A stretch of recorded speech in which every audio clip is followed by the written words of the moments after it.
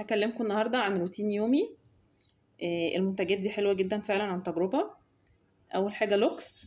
ريحته حلوة جدا، اتأكدوا بس ان هو الأصلي لأن في منه تقليد. الشامبو كمان سالك، ده بجوز الهند، كان أول مرة أجربه بس فعلا عجبني لأنه بيخلي شعري مترطب أطول فترة. واللوشن ده انشنتر، طبعا غني عن التعريف، يعني تحفة جدا، جربوه يا بنات. ستاركي ده سكراب، طبعا شايفين اصلا العلبه خلصتها ازاي من كتر ما انا بستعمله، من كتر حلاوته، حلو قوي للبشره. وكمان بعمله سكراب لايدي ورجلي، بيخلي شكلهم تحفه وريحتهم فعلا.